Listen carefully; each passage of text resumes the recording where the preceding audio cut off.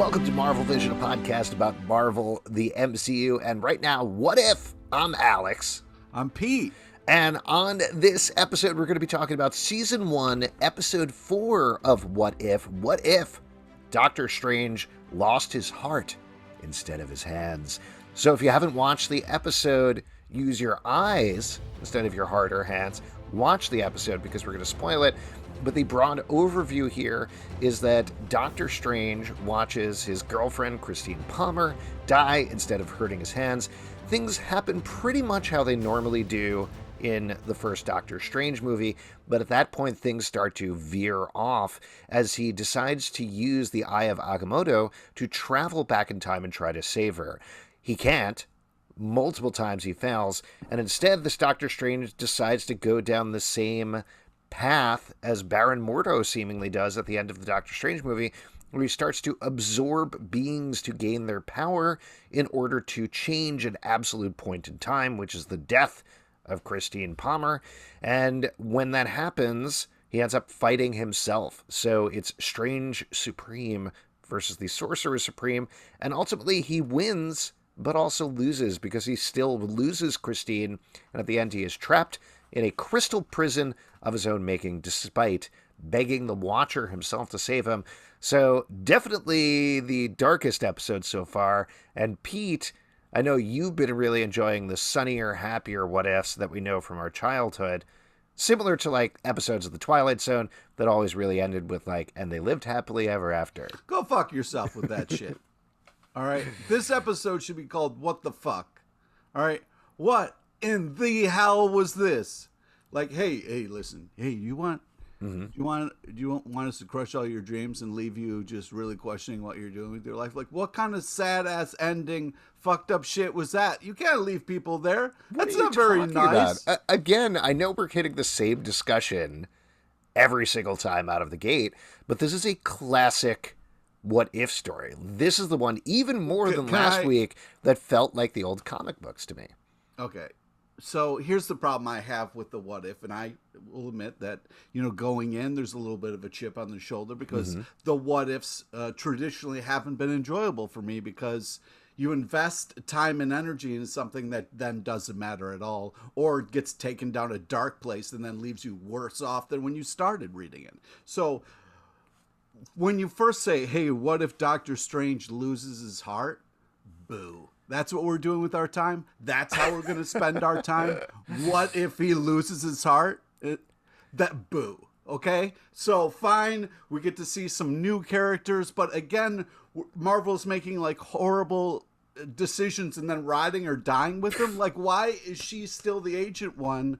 Like, Marvel, you don't hear reviews. Oh, you're saying a lot of things at the same time. So yeah, there's a lot going on in this episode. Okay, so hold on. Let's, before we get and talk about the Ancient One, because I do think that's worth talking about because there's a whole controversy in the background there, as you're alluding to.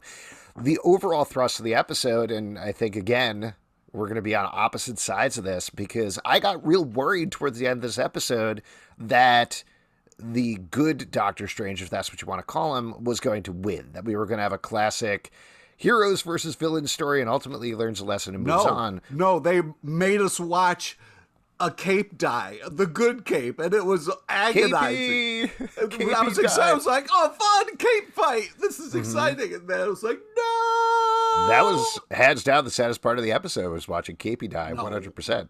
Well, but where it left us, I thought there was a certain amount of bravery here in terms of the MCU to allow the story to go in the natural direction it was heading, which was that the bad Doctor Strange, I think they're calling him Strange Supreme, was overpowered. Like, he was more powerful than the other Doctor Strange. There's no way that the other Doctor Strange could win. And they let the story follow that path, go to its natural conclusion, and show that going down this dark path ultimately leads to a very dark ending. So I'm glad they allowed this story to do it. I don't think it's anything they can or should do in the mainstream MCU, but that's exactly what these what-if stories are for, is to explore other possibilities. Okay, so the possibilities is what gets me upset. There's so many places it can go. Like, if Doctor Strange was, really kind of tried to do it and ignored all the warnings along the way, yes, that would happen. Yes, that is awful. Why, why do that then? You know what I mean? Like, I feel they like should call the show "Why Do That." Why do that? Why do that? Like, why would you do that to us? Mm-hmm. Can we also get back to the title of the episode? Because if Doctor Strange lost his heart, he would just die instantly, so it's a weird title for the episode. It's a weird start for sure. And we should probably talk about the flip, you know what I mean? Because it tried to, like go animated at the very end. I feel like you should just go do the animated flip if it's going to be for an animated show. Are you talking about the opening sequence? Yeah, I'm talking about the Marvel. I'll tell you what, it's funny. I keep meaning to bring this up every episode of the podcast that we do about What If, and I keep forgetting to talk about it. Given that you're really into the Marvel flip, I get that's your whole thing, but the fact that they change the Marvel Studios logo to an animated Marvel Studios logo, you gotta like that, right? That's fun.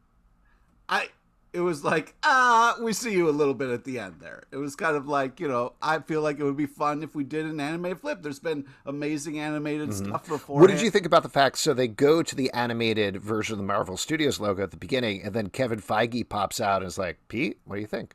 What do you think, Pete? You liking this? It's like sort of halfway. You see what we did there? He does the Will Smith pointing thing with his hand. Anyway, back into the episode. So I don't think we're going to come to a point of agreement here in terms of the darkness of the ending necessarily. But, go ahead. I mean, it's this idea that, like, what do you do for love? Where do you, stop for love? So it's this idea of heart and, like, the fact that he would do anything to bring her back. That's a kind of a beautiful idea, but it gets really dark. And at one point, Wong is like, or not Wong. One of the characters is like, love will shatter your mind. I was like, wow, this is really, really dark, guys. Like, what are we trying to say here? That, like, hey, you should love somebody, but, like, be cool about it. What did you think about the idea that they had multiple timelines existing in one timeline in a show that is about multiple timelines? Because there was something about that I was like, this is like one step too far, guys. There's two timelines. Wait, that can't work, right, guys? That's what we're already doing. We're already doing that. You're putting a hat on a hat here, I think, to be honest. But I didn't mind it. I also liked the idea that you can make these different choices, and that ultimately this bad Strange goes so far down the wrong path he can't see past what he's doing. He spends centuries consuming all of these different beings and getting their power, and he's past it. He's too far gone.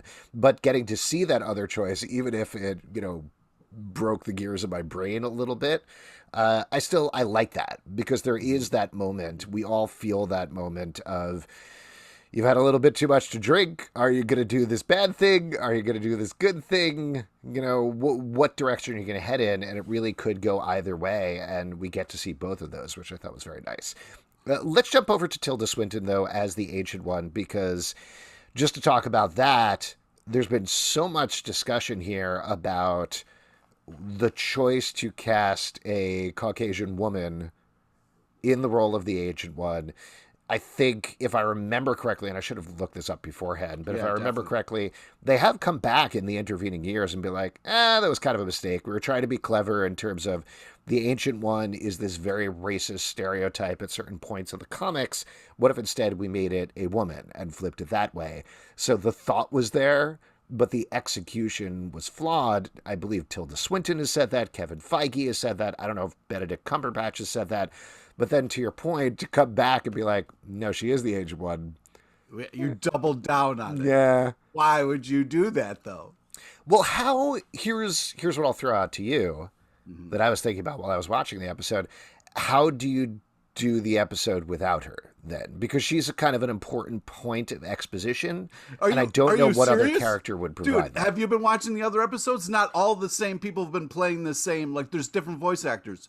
Throw in a different voice actor. What's the problem? So you're saying, well, maybe not a different voice actor. I mean, you have to totally revamp the character. I guess you're saying, since it is a different universe, you could have used somebody who was more racially appropriate. Start the process of making it better. You Interesting. admitted, you know what I mean? Like, what are we doing? Yeah, I think that's fair. I think probably the instinct here was let's keep it as close to Doctor Strange as possible before we veer off. So you have that very easy visual signifier of Tilda Swinton, what she looked like as the Ancient One. So again, I understand the instinct here, but I think you're right. I think given the fact that they were like, oops, we made an oopsie, this is a perfect chance to correct that. I feel like the opposite side, and I'm sure this is part of the discussion, is that would have become the discussion point for this episode instead of what they actually want people to talk about, which is what's going on with Doctor Strange. Like the entire discussion online, all the reviews would be like recast of the Ancient One. They'd have conservative media coming out and be like, cancel culture comes from my favorite character, the Ancient One, played by Tilda Swinton. You can't bow to those forces, but I do understand there's a little bit of a potential hesitance there to be like, could we just have people focus on the story? That's what we want people to focus on, you know? So I'm obviously like gaming this out of my head here to you right now, but I think ultimately you're correct. They should have used this opportunity to tweak it. You're really shilling big Marvel over here. Always. On our Marvel podcast, never. I would never do that. Oh, man. Couple of other things I wanted to talk about with this episode. This is another classic what if Watcher thing that I believe we actually talked about on the last episode of the podcast, but the Watcher finally gets involved. Stops watching. Oh, does he? Does he get involved? Yeah. He says, hey, man, you're making a mistake. He starts getting real. That I just was at that point. I was just like, yeah, might as well have this choice. Might as well. I mean, it's Jeffrey Wright. His voice is like a comfortable blanket. It's magical. Like I get it, but yeah, I was just. Was that just like, hey, listen, Jeffrey Wright's doing the voice. Can he just say something a couple times in a couple weird episodes, like just being like, hey, you're making a mistake, but I'm not going to do anything. Well, like we've talked about though, that is the thing with the Watcher in the comics is he's always standing in the background of big events, right? Saying, I'm just watching. That's my job. I just watch. I don't get involved. Just real quick, Mr. Fantastic, though, if you like tweak that one thing on your machine, though, that might actually change the results of that because I really like Earth, but I'm just a watcher. I'm not going to get involved. Yeah. I'm not going to do it. I'm not going to do it. So I think this was their first opportunity to sort of broach that idea with the character and not go full-fledged. So you're saying this whole series is really just setting up the Watcher losing his shit enough to jump in and be like, all right, just stop. Here's what I think. This is definitely jumping ahead to our prognostication portion, the vision board, but I do think we've gotten teases from the trailer that this isn't the last time we've seen Strange Supreme. We're going to see Captain Carter coming back, a couple of other characters, potentially T'Challa, Star-Lord, and others. And I do think this very specifically is setting up something where the Watcher is saying, I'm not getting involved in this one. This one timeline. I can't let the rest of the timelines get destroyed. But that's setting up there is going to be a threat that will threaten every timeline. And that's potentially what the Watcher's like, yeah, I gotta fuck around with this a little bit and do something. Potentially bring this team together of all these multiversal heroes to save the multiverse. I'm glad we can all suffer along until the Watcher finally steps up and does something. Yes. He's just watching. He's like us. We're also watching. We're not getting involved. Except for you, Pete, who's like... Yeah. I imagine you watching things like shoving your head into the TV and yelling at the characters in real time. Yeah. Yeah, I would be a horrible watcher. A couple of other things about this episode that I thought were interesting. We got Rachel McAdams back as Christine Palmer. Come on. That's why you lose your mind. It's Rachel McAdams. I mean, if you're going to do a romance thing, you got the right there. I mean... She is Mrs. Time Traveler's wife herself. Exactly. I mean, the main movie that everybody thinks of when they think of Rachel McAdams. I mean, speaking of which, though, I feel like, and I know a lot of fans feel like, Rachel McAdams was kind of wasted in the first Doctor Strange movie. Yeah. Do you feel like they did her justice in this episode? No, but I do agree with him going like, I'll do anything for, Rachel McAdams because, it was so nice in the car. He just wanted to live there. Yeah. I did feel like it was kind of rubbing our faces in it a little bit by just watching her die over and over and over again. Yeah, it was rough, man. It was really hard. Yes. But at the same time, I'm glad they brought her back. I think she's back for the second movie, but I'm not 100% sure. Should have checked that. What else? We got Benedict Wong as Wong, of course. Great. Amazing. Just the greatest. Yeah, so good. Yeah. He's really settling into that That's role. the only thing when it's like, oh, there's two timelines. I'm like, that means there's two Wongs. One of these Wongs would step up and not stand for this shit. So I'm having a hard time believing this is happening. No, Wong's whole thing is he's out of there every single time. He's like, in Infinity War, he's like, nope, I'm out of here. Spider-Man No Way Home, he's like, peace. I can't get involved. It's like, this white dude is too much to deal with. I can't. 100%. But I'm very excited to see him in Shang-Chi just to see how he leaves that situation. We also got, this isn't a big return, but this was such a funny one for them to bring back. And one of the things that I'm really enjoying in the series, Leslie Bibb was back as Christine Everhart, who is the news reporter in the background. Yep. She was in Iron Man and Iron Man 2 and maybe a couple of others. I don't remember, but that was a fun little return. I'm sure they were like, hey, Leslie, could you say this one line over the phone? And she's like, yep, no problem. Sure can. Here we go. What else about the episode? What else would you like to call out, if anything, Pete? Any moments you did like, even though you were ultimately nut punched by the ending? Yeah, I mean, I like the whole library thing. That was cool. I think that there was moments that was like, oh, this is cool to see. This is a fun. I'm glad we're exploring this area that we haven't got to see before. The emotional roller coaster of holy crap, a cape fight was very exciting, but then the ending was just, very torturous. It was hard to see Doctor Strange kind of like absorbing eating people. That was a little rough. It was fun that he drew the line at bugs, though. He was like, listen, I'll take your cape, but I want to know more about Sorcerer Supreme Giant Cockroach. I think that's an interesting thing we need to see for an episode. What I've also loved the bit of starting with a garden gnome. Isn't that like fun. We saw in Doom Patrol, didn't we? Oh yeah. Yeah. Yeah, there was that cockroach there. It's all tied together. DC, Marvel, they're all comics. It's all good. Save Christine, destroy the world. I was like, wow, that was it was really dramatic. But what are you going to do? I think they're only going to get darker from here, Pete. A couple of other things I wanted to call out. The Book of Cagliostro is from Doctor Strange, the movie. That's what Cassilis, who is Mads Mikkelsen's character, called. There's also a couple of callback bits, like the whole calling him Strange and playing off his name thing. I think that's another joke that they had in that movie. But continuity thing, while they're building up the stuff with the Watcher, they also brought back the Tentacle Beast, which was the thing that led to Captain Carter getting banished back in the first episode, which I thought was interesting. There's been some speculation that is Shuma Gorath, who is basically a big tentacle monster who fights Doctor Strange sometimes in the comics. So I do wonder if that potentially could be the multiversal threat that we see coming down the road that the Watcher potentially pulls a team together for. But the other thing, I started to get a little excited when he almost was pulled into the portal by the tentacle monster. I thought we were going to see Captain Carter again, and we didn't, unfortunately. Aww. Yeah, nice. But overall, I thought really, really good episode. Pete, despite the darkness, what did you think about this one? Where would you rate it among the episodes so far? I would say below all the other ones. Wow, you have different standards than I do. Yeah.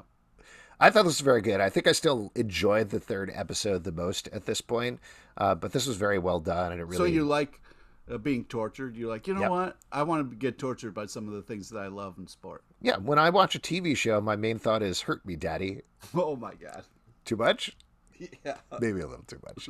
Let's move on to our next section, which is the vision board, where we look forward and Marvel stuff. Now, we certainly discussed quite a bit already, but we're going to do something new with this episode, beyond talking about the specific relationship to this show and what we could expect coming up here, which we've already talked about quite a bit. We're going to talk about some news items and rumor items in the world of the MCU. The first big one that does somewhat spin off of here is some stuff that popped up over the past week about Doctor Strange and the Multiverse of Madness. This is unconfirmed, like a lot of the stuff, so, grain of salt. But there's a lot of rumors coming out that Wanda is in fact the bad guy in Doctor Strange and the Multiverse of Madness. And not only that she's going to have some sort of humongous fight with a character from the Fox universe. So, by which I mean the Fox den that is outside in my backyard where the foxes run and play. Right. You know what I'm talking about, right? Sure. No, one of the Fox characters, so that means someone X-Men, someone Fantastic Four, Deadpool. Or something like that.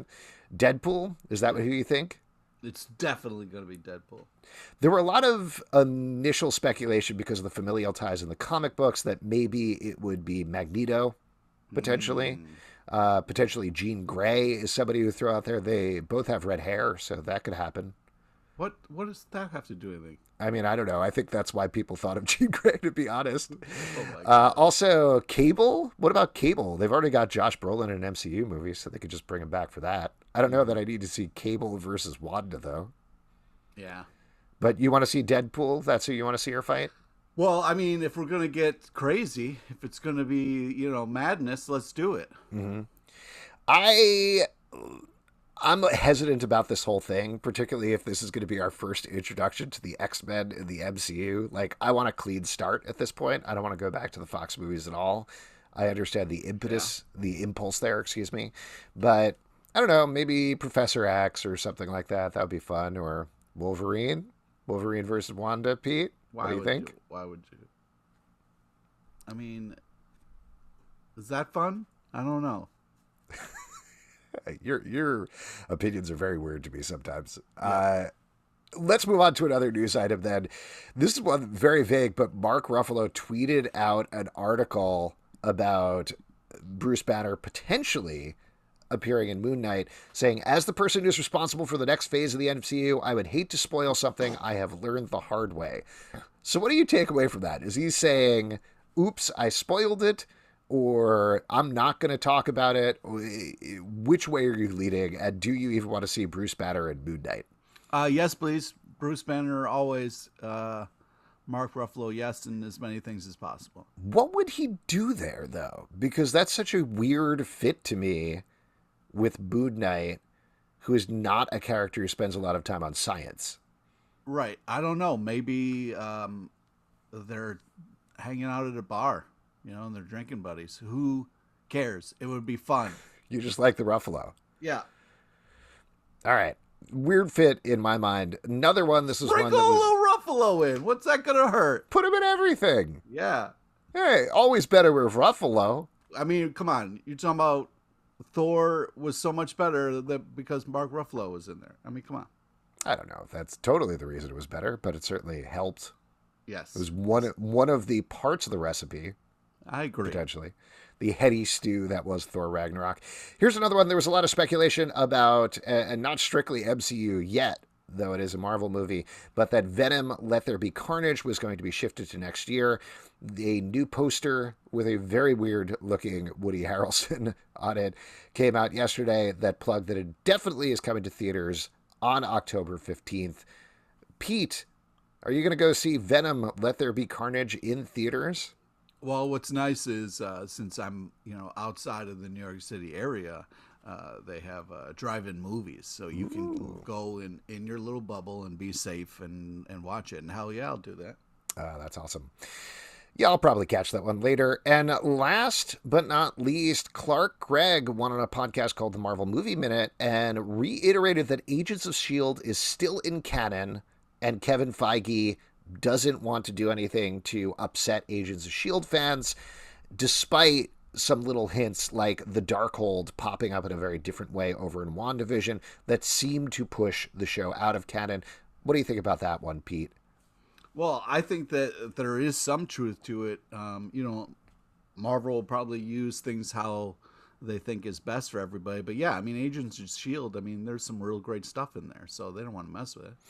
I buy that too. There was something gosh, maybe it was even a year ago now when Kevin Feige did a thing before the Disney Plus series came out with the Television Critics Association, and he was answering questions about that. One of the specific questions was about Agents of S.H.I.E.L.D. and the Netflix shows and everything, and he talked about the legions of fans that these shows have, and he wants to respect all that. So I think, if anything, they're not going to decanonize any of these shows, but they are going to do things like the Darkhold that don't strictly contradict those shows, but also don't reference those shows. You know what I mean? It's just a little shout out. You know what I mean? Well, same sort of thing. I mean, there's a lot of rumors that Charlie Cox is going to show up as Daredevil in the new Spider-Man movie. I think if he does, he's not going to be like, well, in season 3, I never fought the Hand. You know, like they're not going to have any reference to it. He's just going to be there with the red sunglasses as lawyer Matt Murdock, and it's not going to reference events in any way, you know? Yeah, but I'm hoping for like a slow camera pan as a Foggy reveal. You know what I mean? Just slow camera pan over to a graveyard where the grave says, no, come Foggy on! Nelson. Yeah, what if? R.I.P. Or wait, which Foggy? Here's the thing, though. I learned this the other day, which I didn't realize. You want to slow pan over to Jon Favreau. You don't want to slow pan over to Eldon Henson, right? Well, I mean, it's hard because Favreau is happy, but also Foggy. Which are two very different weather patterns. Go F yourself. I think, you got to make a choice. You know what I mean? Could he play both? I think he's that good. Maybe they're twins. That would be a fun little thing. Yeah. Reveal. He wears glasses for one or something. A mustache. He has a mustache for one. He has a mustache. All right, folks, I think that's a good note to wrap up this episode on. If you would like to support our podcast and other podcasts we do, patreon.com/Comic Book Club. Also, we do a live show every Tuesday night at 7 p.m. to Crowdcast and YouTube. Come hang out. We would love to chat with you about What If. iTunes, Android, Spotify, Stitcher, or the app of your choice to subscribe, listen, and follow the show at Marvel Vision Pod on Twitter, Instagram, and Facebook. Forgot what social medias were for a second. ComicBookClubLive.com for this podcast and many more. Until next time, stay marvelous.